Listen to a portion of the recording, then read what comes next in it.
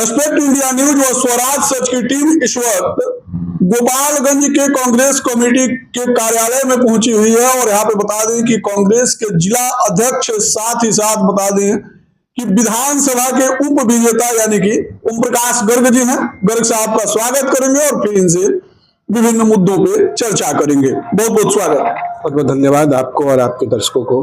सबसे पहला सवाल हम आपसे ये करेंगे कि मनरेगा बचाओ संग्राम जो है ये क्या है और इस पे आप प्रेस वार्ता भी कर चुके हैं इसके पूर्व में। देखिए, ये मनरेगा जो है मनमोहन सिंह की सरकार में जो मनरेगा लाया गया था जी, वह देश के मजदूरों के लिए एक कानून था जो उनकी मजदूरी की गारंटी देता था और देश के मजदूरों के लिए यह कानून उनके हिसाब से बनाया गया था। लेकिन आज जो भारतीय जनता पार्टी और आरएसएस की सोच वाली ग्राम जी को लाया गया है, उसके विरोध में हम लोग जो है राष्ट्रव्यापी आंदोलन की शुरुआत आज से हम लोग किए हैं। मनरेगा बचाओ महासंग्राम और मनरेगा बचाओ महासंग्राम का जो मेन मुद्दा है, जो आज आप देख रहे हैं ग्राम जी, तो ग्राम जी जो कानून लाया गया है मनरेगा के को हटा करके, उस कानून में मजदूरों की उनकी मजदूरी की कोई गारंटी नहीं है, जबकि हमारी सरकार ने 100 दिनों की मजदूरी की गारंटी दी थी। लेकिन आप जो ये ग्राम जी कह रहे हैं, ये ग्राम जी थोड़ी है, जी राम जी योजना है। ये वो लोग कह रहे हैं, ये उनका कहना है कि ये जी राम जी है, लेकिन जी राम जी मतलब राम को जबरन उसमें जोड़ा गया है। अच्छा, ठीक है, लेकिन ये वो राम नहीं है जो हमारे हृदय में रमते हो, आपके हृदय में रमते हो। ये अयोध्या वाले राम नहीं है। ये जो राम इन्होंने जोड़ा है वो नत्थू राम है।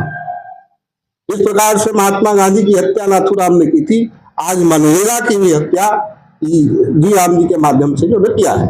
लेकिन आप तो ग्राम जी बोल रहे हैं ना जी राम जी बोलते हैं, उनके हिसाब से हमने बताया। अच्छा, तो ये ग्राम जी जो योजना लाकर इन्होंने मजदूरों की भी हत्या की है और साथ साथ मनरेगा नाम जो महात्मा गांधी के नाम से रोजगार गारंटी योजना चलती थी उसकी भी इन्होंने एक हत्या की है। अब इसमें कमियां जो है, हम क्यों चाहते हैं कि मनरेगा को मूल रूप में वापस करना चाहिए तत्काल प्रभाव से, इसमें जो कमियां हैं, पहले जो हमारी मनरेगा स्कीम थी, उस स्कीम पूरा स्कीम जो है केंद्र पर निर्भर, पूरा केंद्र का फंडिंग होता था। 90% हिस्सेदारी केंद्र की होती थी और 10% की हिस्सेदारी राज्य सरकार की होती है।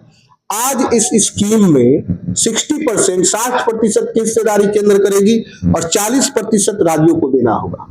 क्या जो राज्य सक्षम नहीं होंगे उन राज्यों में मजदूरों की क्या स्थिति होगी?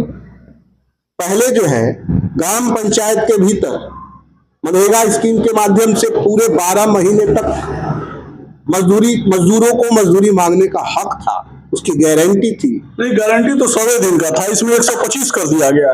गारंटी था कि आप पूरे 12 महीने आप रोजगार मांग सकते हैं।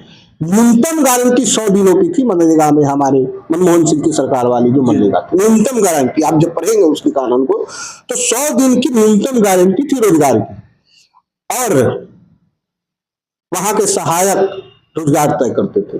अब इसमें जो है डायरेक्ट सरकार तय करेगी। जिन पंचायतों में तो हर पंचायतों में यह नियम था कि वहां के पंचायत का स्थानीय मजदूरों को रोजगार देना है। अब इस कानून में है कि इसमें स्वतंत्र है। जिन पंचायतों में ग्राम जी योजना को लागू करना है वो सरकार के हाथ में रहेगा, वहां के अधिकारियों के हाथ में रहेगा। लागू करेंगे नहीं करेंगे ये उनकी स्थिति होगी। फिर उन ग्राम मजदूरों की, वहां के मजदूरों की क्या स्थिति होगी? जिन मनरेगा स्कीम को हमने पहले जो लागू किए गए थे वह सीधी तौर पे अब के ग्राम जी योजना में मजदूरों की हत्या के लिए लेकर आया गया है। वह कानून में सीधे तौर पर यह दर्शाता है कि यहाँ के मजदूरों को, देश के मजदूरों को बंधुआ मजदूर बनाने की तैयारी है और उनको बंधुआ मजदूर बना के अपने मित्रों के यहाँ जो है उनको शिफ्ट करने का है। आप बताइए, अब एक तरफ कह रहे हैं कि जो सड़क बनेंगे, जो भवन बनेंगे, उसमें हम इस ग्राम जी के माध्यम से जो है उनको मजदूरों को मजदूरी देंगे। आप बताइए क्या NHI की सड़कें ग्राम पंचायतों और गांवों में बनती है क्या? बड़े बड़े भवन जो सरकार के भवन होते हैं ग्राम पंचायतों में बनते हैं क्या? आप तो सीधा सीधी इसको दिखा रहे हैं। एक तरह से यह यहाँ के मजदूरों की हत्या है, देश की मजदूरों की हत्या है। इसको तत्काल प्रभाव से इसको वापस लेना चाहिए।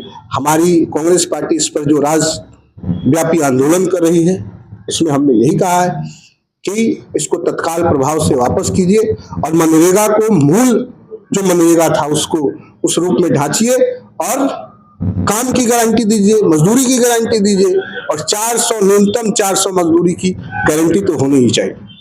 400 होनी ही चाहिए। एक और सवाल, अभी पूरे जिले में मतलब धूल पकड़ा हुआ है मेडिकल कॉलेज, ठीक है, कोई बोल रहा है धनखड़ में बनेगा, कोई बोल रहा है चनावे में बनेगा, लेकिन आपके हिसाब से कहाँ बनना चाहिए? देखिए, हमारी जब सरकार थी और हम जब सरकार में थे तो हमारी सरकार के डिप्टी सीएम ने घोषणा कर दिया था और यहाँ उन्होंने बता दिया था कि गोपालगंज के थाने प्रखंड में मेडिकल कॉलेज बनेगा। तो हम सब की मांग है कि जहां से वो हुआ था वहां बनेगा और कांग्रेस पार्टी तो इस पर हस्ताक्षर अभियान भी शुरू करने जा रही है। समर्थन में है कांग्रेस पार्टी तो इस पर अभियान, हम तो समर्थन में है कि हमने जहां घोषणा किया है वहां बनवाएंगे। लेकिन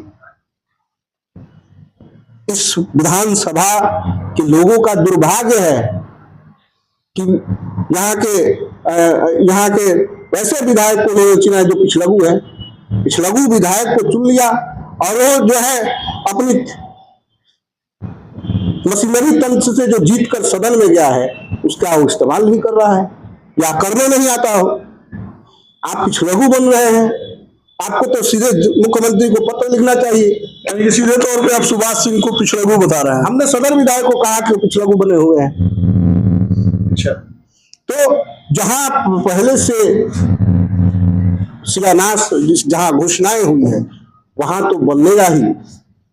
जो लोग आज दूसरे जगहों पर लेकर भाग रहे हैं, जब सरकार में हम थे तो वही लोग पीछे से बैठ के गर्दन अलगिया के फोटो फ्रेम में आ रहे थे। यानी कि मंजीत सिंह को बोल रहे हैं? नहीं, आप हम बता रहे हैं, आप किसी का नाम नहीं लेंगे, लेकिन वही लोग गर्दन अलगिया के फोटो फ्रेम में आना चाह रहे थे। उस समय वो क्यों नहीं बोले ये मेडिकल कॉलेज वहां जाना चाहिए, जबकि वहां उनकी जन्मभूमि है, उसके आगे बढ़िएगा तो कर्म भूमि है, लेकिन वहां की तो बात नहीं किए थे। वहां तो सिर्फ फोटो फ्रेम में आना चाहिए था। आज एनडीए के 6 विधायक है, यहाँ 2 सांसद हैं, 1 एमएलसी हैं और फिर भी सबको माथावे भवानी की आस्था पर विश्वास नहीं है। अब माथावे भवानी के नाम पर खुला है तो भाई सबको स्वागत करना चाहिए। माथावे भवानी पर जिसकी आस्था नहीं होगी वो इधर उधर लेके जाना चाह रहा है।